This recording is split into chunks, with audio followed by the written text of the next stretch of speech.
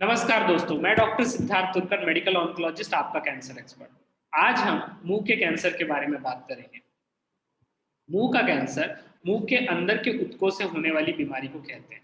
मुंह के कैंसर के अंदर मुंह, मुंह का नीचे वाला हिस्सा, जीभ, होंठ, गाल और गले का कैंसर शामिल है। साथ ही में तालू का कैंसर भी इसी के अंदर इंक्लूड होता है। मुंह का कैंसर भारत में होने वाले कैंसर का एक बहुत बड़ा कारण है। करीबन अगर हम कैंसर की बात करें तो 1 लाख में से 20% लोगों को मुंह का कैंसर ही होता है। मुंह का कैंसर, हालांकि हमारे देश में कैंसर की रजिस्ट्री इतनी इफेक्टिव नहीं है, तो इसका सही प्रमाण बताना कि ये कितने मात्रा में हो रहा है, ये बताना तो बहुत मुश्किल है।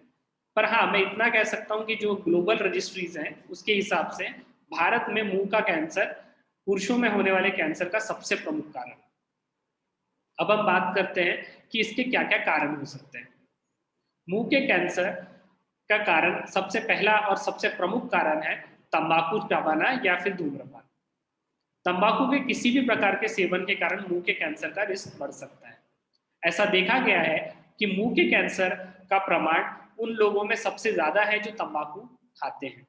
करीबन 85% मुंह के कैंसर के मरीज तंबाकू का सेवन किसी भी प्रकार में करते हैं, या तो ये जर्दा, गुटखा या नस के रूप में तंबाकू का इस्तेमाल करते हैं।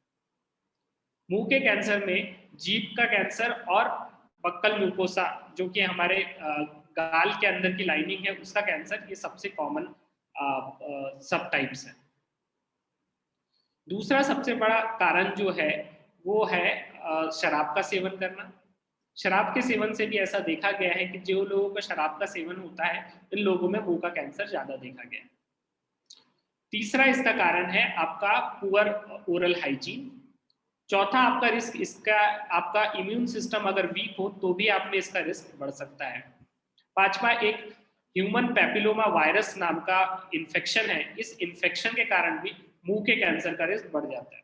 हालांकि इसके बहुत ज्यादा केसेस इंडिया में डिटेक्ट नहीं किए जाते हैं, लेकिन वेस्टर्न कंट्री में मुंह के कैंसर का प्रमुख कारण ह्यूमन पैपिलोमा वायरस है। हालांकि हमारे देश में मैक्सिमम लोगों में तंबाकू को ही इसका कारण बताया गया है। चलिए अब बात करते हैं हम मुंह के कैंसर के लक्षणों की। मुंह के कैंसर के कारण आपके मुंह में छाला आ सकता है।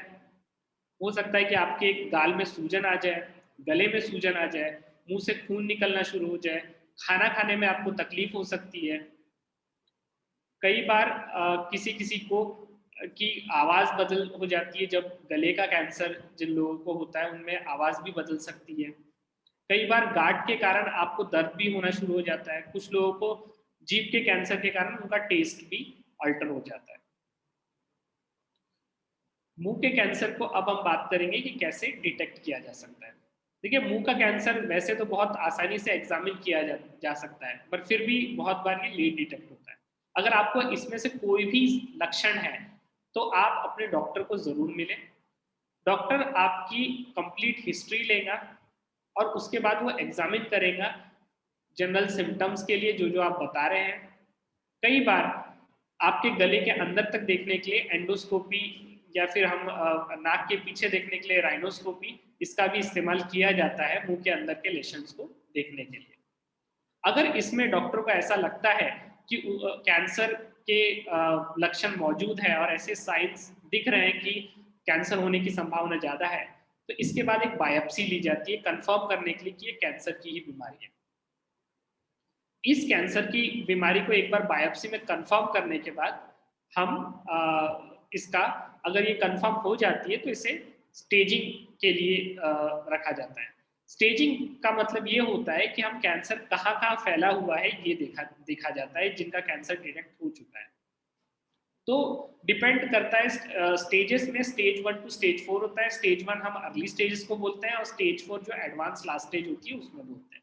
जिनका कैंसर बहुत ज्यादा बड़ा होता है वो स्टेज 4 के मरीज कहलाए जाते हैं, जिनमें या तो बीमारी अपने लोकल रीजन में बहुत ज्यादा डिस्ट्रक्शन कर चुकी है या फिर दूसरी जगह पे फैल चुकी है। अब चलिए इसके बात करते हैं इसके इलाज की।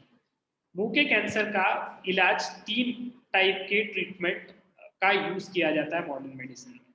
सबसे पहला है सर्जरी।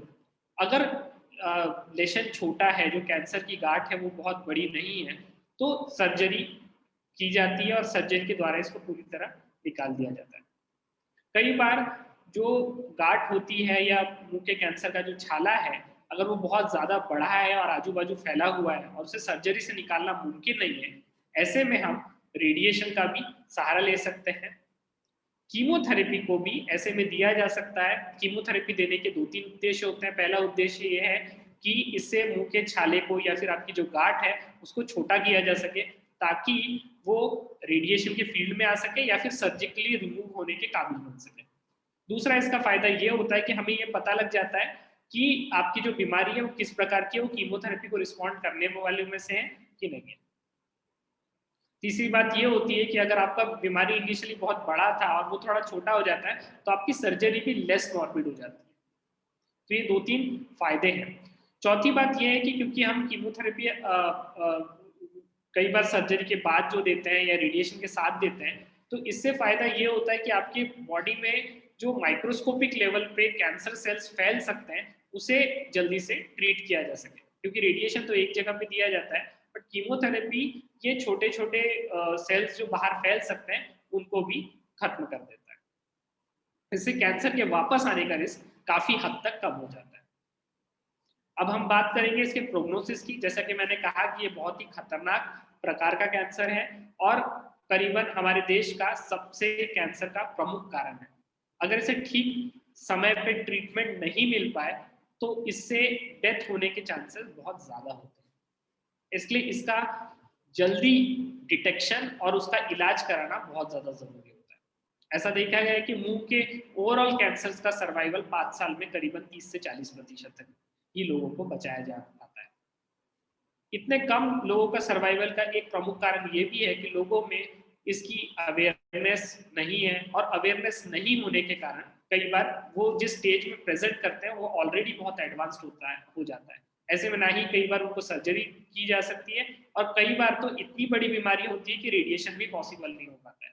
ऐसे में सिर्फ दवाइयों के द्वारा या तो बीमारी को कंट्रोल किया जाता है या फिर सिर्फ सिम्टम्स के पैलिएशन के रूप में ही ट्रीटमेंट किया जाता है। इसके कीमोथेरेपी में 2-3 प्रकार है। पहला है साइटोटॉक्सिक कीमोथेरेपी। इन जनरल जब हम कीमोथेरेपी की बात करते हैं तो हम साइटोटॉक्सिक कीमोथेरेपी की बात करते हैं। सेकंड, इसमें कुछ टारगेटेड ड्रग्स भी रिसेंटली अवेलेबल हो चुके हैं। इन टारगेटेड ड्रग्स में सबसे पहले जैसे सेटुक्सिमैब, इम्यूनोथेरेपेटिक टारगेटेड ड्रग्स में निवोलुमैब, पेम्ब्रोलिजुमाब, इस प्रकार की दवाइयां भी आजकल उपलब्ध है इलाज के लिए।